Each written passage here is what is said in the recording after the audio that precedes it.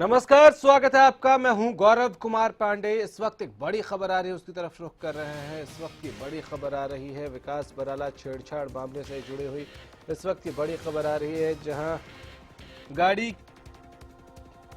का पीछा करने का की सीसीटीवी फुटेज जो है अब आ गई है। विकास बराला छेड़छाड़ मामले से जुड़ी हुई इस वक्त की बड़ी खबर आ रही है। गाड़ी का पीछा करने का सीसीटीवी फुटेज सामने आया है और सीसीटीवी में दिख रही वर्णिका की गाड़ी के पीछे विकास की गाड़ी नजर आ रही है। विकास बराला छेड़छाड़ मामले से जुड़ी हुई इस वक्त की बड़ी खबर, जो सीसीटीवी फुटेज गायब होने की बात की जा रही थी और फिर खबर आई कि उसको पुलिस ने रिकवर कर लिया है। अब वो सीसीटीवी फुटेज सामने आ गई है। सीसीटीवी में दिख रही वर्णिका की गाड़ी के पीछे विकास की गाड़ी जो है वो भी नजर आ रही है। तो इस वक्त की बड़ी खबर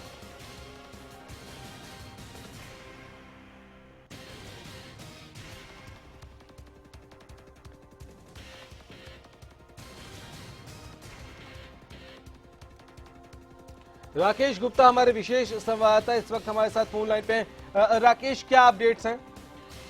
देखिए, अभी स्थिति जस की तस है और पुलिस ने अभी तक धाराएं नहीं जोड़ी हैं। और लेकिन किसी भी स्थिति ये है कि जो समर्थन वर्णिका को मिल रहा है समाज के हर हिस्से का, तो वो एक काबिले गौर है। इससे लोगों में एक बात ये बन रही है कि लोग अन्याय के खिलाफ खड़े होने लगे हैं। आपको याद होगा रुचिका गिरोधरा केस, जो अनंत प्रकाश दंपति थी, 26 साल तक लड़की रही, वे भी रुचिका के साथ जिन्होंने न्याय दिलवाने की बात की थी, वर्णिका के साथ आ खड़े हुए हैं। उन्होंने साफ तौर पर कहा है वह सड़क से लेकर न्यायालय तक इसकी वर्णिका की लड़ाई लड़ेंगे। आज भी उन्होंने पंचकुला में एक मीटिंग का आयोजन भी किया है जहां लोगों को बुलाया है। बहरहाल जो है, जिसे कल तक चंडीगढ़ पुलिस फुटेज की बात कर रही थी कि सीसीटीवी खराब है, लेकिन देर रात रिट्राइव करने की बात की गई। ऐसा ही एक सीसीटीवी फुटेज जो है हरियाणा न्यूज के हाथ लगा है। आपने दिखाया भी है कि किस तरह से वर्णिका की गाड़ी को चेस किया जा रहा है। गौरव, ठीक है। राकेश, इन सब के बीच जो दबाव बन रहा है और इन दबावों के बीच सियासी गलियारों में हमने देखा है कि कैसी सरगर्मियां हैं इसको लेकर। विपक्ष और संसद तक में बात इसको उठाने की तैयारी। इस वक्त बीजेपी के जो आला कमान है, खासकर हरियाणा में, वहां क्या बातचीत है, वहां क्या हलचल है? देखिए, आप देख रहे हैं कि किस तरह से विपक्षी दलों का हमला जो है पूरी तरह से भाजपा पर बढ़ा है। और इस मामले पर जो बीजेपी द्वारा चुप्पी कह दीजिए या फिर मलिन करने की कोशिश, जो जो छवि खराब करने की वर्णिका की कोशिश की जा रही है, उसको लेकर चारों तरफ से आलोचना हो रही है। दुष्यंत चौटाला पहले कह चुके हैं कि वे लोकसभा में मामला उठाएंगे। और आज जो महिला कांग्रेस की प्रधान है ओझा, वे वे चंडीगढ़ आ रही हैं। वे वर्णिका से मिलेंगी, राज्यपाल को ज्ञापन देंगी और मीडिया से रूबरू भी होंगी। वे सारे मामले की आलोचना कर रही हैं और न्याय दिए जाने की मांग को लेकर दोनों आरोपियों के खिलाफ जो धाराएं हटाई गई, उन्हें लगवाने के खिलाफ, उनकी गिरफ्तारी की मांग को लेकर वे राज्यपाल को ज्ञापन देने वाले हैं। और आपने देखा होगा, भले ही इनेलो हो, भले ही कांग्रेस हो, भले ही अन्य दल हो या भले ही एक्टिविस्ट हों, सोशलिस्ट हों, सभी इस घटना की आलोचना कर रहे हैं। और जिस तरह से भाजपा ने बचाने का प्रयास किया है सभी को, उसकी भी आलोचना हो रही है। जिस तरह से भाजपा के लोग, रामवीर भाटी हो या कोई और हो, या एक जो महिला उनकी नेता थी जिसने एक लड़की की जो वर्णिका की पोस्ट की थी वायरल, उसको लेकर गिरदी जो है चारों चौगिरदे रूप से जो है आलोचना हो रही है, भारी आलोचना हो रही है। जी गौरव, ठीक है, एक आखिरी सवाल राकेश, इन सब के बीच जो पुलिसिया फेरबदल हुई है, प्रशासनिक फेरबदल है, वो क्या दिखाता है, क्या दर्शाता है? देखिए, इसका जो है इस मामले से ज्यादा एसएसपी का जो तबादला हुआ है, तबादला नहीं है, वो वैकेंट पोस्ट है बेसिकली, जो नीलांबरी को लगाया गया है। एसएसपी की पोस्ट काफी समय से चंडीगढ़ में खाली चल रही थी और इस सिंगल जो डीआईजी है, तो डीआईजी के साथ साथ एसएसपी का काम भी देख रहे थे। अब ये पिछले दिनों एमएचए ने क्लियर किया है नीलांबरी का नाम। कल ही उनके ऑर्डर भी आ गए हैं और पंजाब सरकार से कहा गया है कि उन्हें तुरंत रिलीव करें ताकि वे चंडीगढ़ में अपनी ज्वाइनिंग कर सकें। बाकी हो सकता है कि सारे मामले में तेजी इसलिए आई हो क्योंकि ये कंट्रोवर्सी बड़ी छिड़ गई है। तो ऐसे में एसएसपी, क्योंकि कानून व्यवस्था चंडीगढ़ के एसएसपी देखते हैं सीधे रूप से, तो उनकी तैनाती पर जोर दिया गया। जी, राकेश, तो बहुत शुक्रिया आपका इन तमाम जानकारियों के लिए। तो राकेश गुप्ता हमारे विशेष संवाददाता बता रहे थे कि कैसे इस पूरे मामले में इस वक्त क्या हालात हैं, और इन सब के बीच आज जो घटनाक्रम है वो ये है कि संसद में भी इसको लेकर दुष्यंत चौटाला ने कहा है कि आवाज़ उठाएंगे। ये देखिए सीसीटीवी फुटेज हम एक्सक्लूसिवली आपको दिखा रहे हैं। ये गाड़ी गई, ये गाड़ी जो आगे गई बताई जा रही है कि वो वर्णिका की गाड़ी है, और पीछे जो गाड़ी जा रही है तो वो बताया जा रहा है कि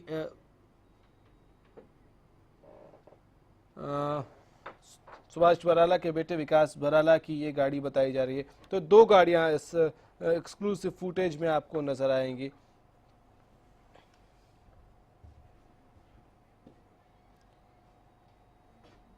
कृष्ण मूर्ति हुड्डा कांग्रेस के नेता हैं, कांग्रेस के प्रवक्ता हैं, हमारे साथ इस वक्त फोन लाइन पे हैं। कृष्ण मूर्ति साहब, ये जो इस वक्त माहौल चल रहा है और इस माहौल के बीच ये जो आरोप लग रहा है कि सत्ता बचाने की कोशिश कर रही है, आज क्या करने वाले हैं आप लोग? देखिए, मैं तो इस समय हॉस्पिटल में हूँ, बीमार हूँ मैं तो जी, लेकिन मेरा प्रोग्राम था इनके खिलाफ आंदोलन करने का। हाँ, लेकिन क्योंकि मैं बीमार हूँ इसलिए मैं हॉस्पिटलाइज, इसलिए मैं नहीं कर पाया। लेकिन ये सरकार ने बहुत गलत काम किया है। सरकार की स्थिति तो ये है कि ये कोड़ी भी खाएंगे और प्याज भी खाएंगे। सरकार ने जो ये रुकवा के, धाराएं हटवा के जो गलत काम किया है, वो लोग कभी माफ नहीं करेंगे। हरियाणा के लोग इनको, ये कितनी गलती करें, जनमत इनके खिलाफ है। आज पूरा देश इनके खिलाफ खड़ा हो गया है। सारे टीवी चैनल और सारे लोग आज भारतीय जनता पार्टी के खिलाफ हैं कि इन्होंने जानबूझ के अपने प्रदेश अध्यक्ष के बच्चे को बचाने की कोशिश की है। एक तरफ तो वे बेटी बचाओ बेटी पढ़ाओ का नारा लगा रहे हैं और दूसरे बेटी का गला घोटने का काम कर रहे हैं। तो आने वाला वक्त इनको इस बात का खामियाजा भुगतना पड़ेगा। चलिए, बहुत शुक्रिया आपका इन तमाम जानकारियों के लिए। तो एक्सक्लूसिव फुटेज और उसमें आप वक्त भी देख पा रहे हैं। चलिए, हम ताकत की बात करें। ताकत हर किसी से हजम होती भी नहीं है, और ताकत अगर सत्ता की हो तो बात ही क्या है। कई नेता सत्ता के नशे में कुछ भी कर जाते हैं, कानून हाथ में लेंगे, गवाह भी ये, वकील भी ये, और न्यायाधीश भी खुद ही बन जाते हैं।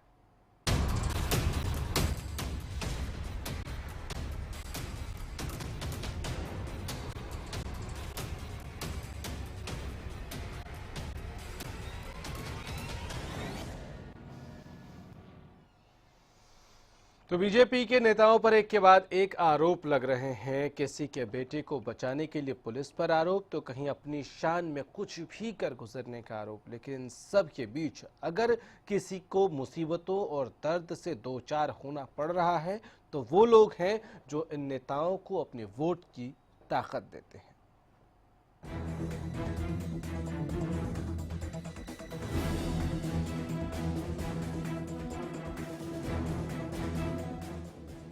सत्ता का नशा ही ऐसा होता है साहब, जो इंसानियत और फर्ज दोनों ही भुला देता है। जनता का वोट मिला तो गद्दी पर बैठे, लेकिन सत्ता पर काबिज होते ही उसी जनता को आंखें दिखाने लगे। ये मामला है फतेहाबाद का, जहां बीजेपी नेता और नगर परिषद के प्रधान पर गंभीर आरोप लगे हैं।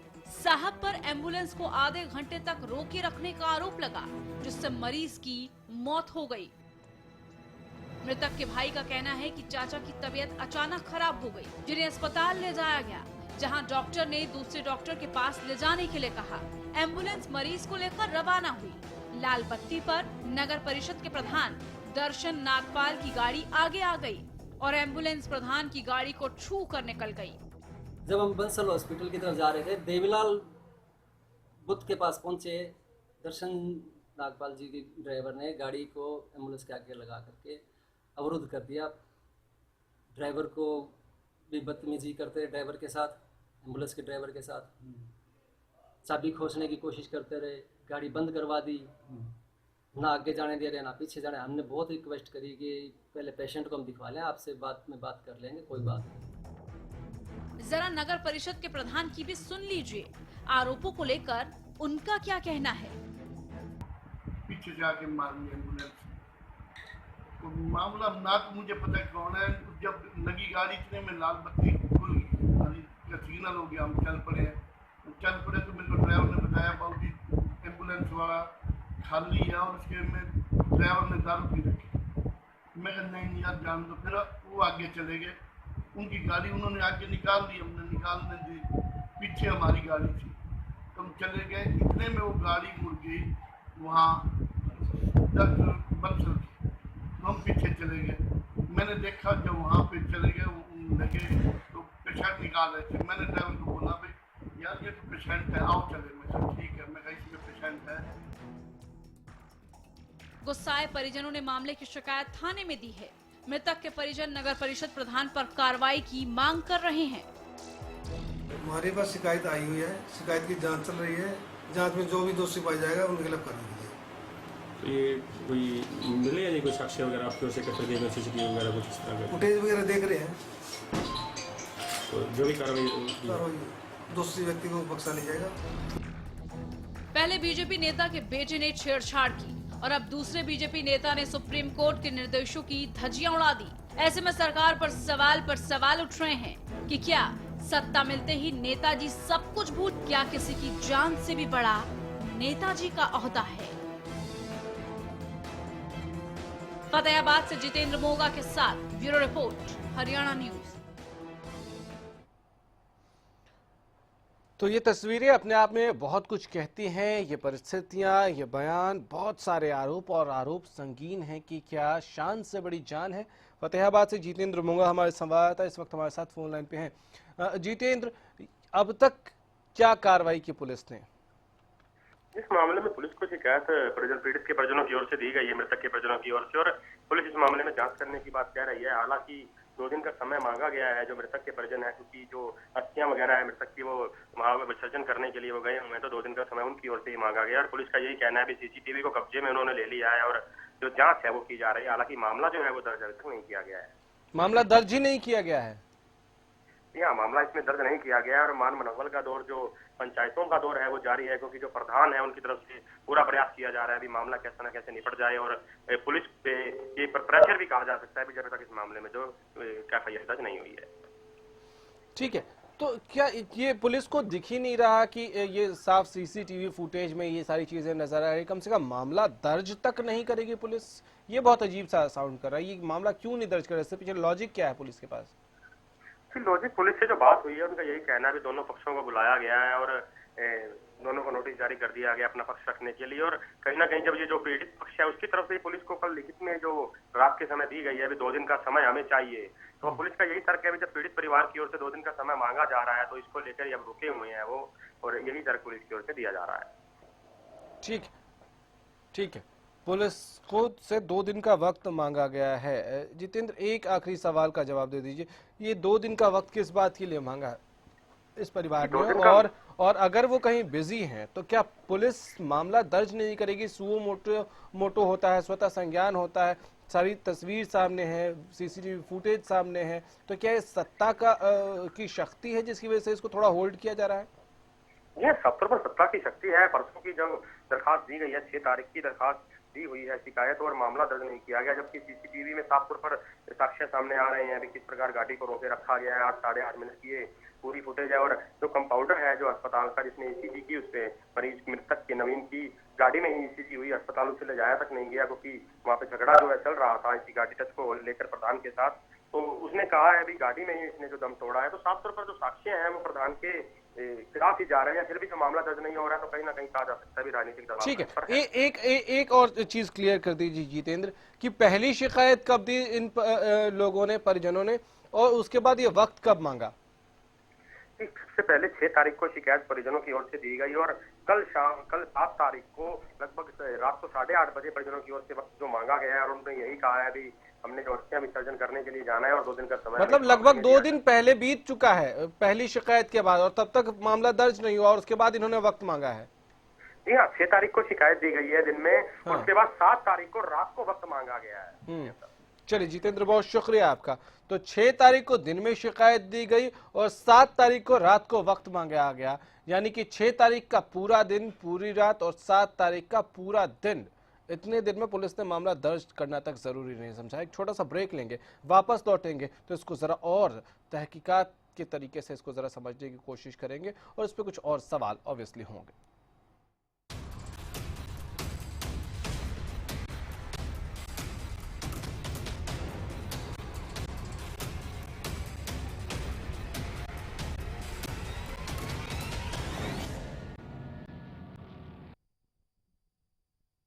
अरे बेटा तू छोरी का ब्याह करना आ रहा और तेरे चेहरे की हवाई उड़ रही है।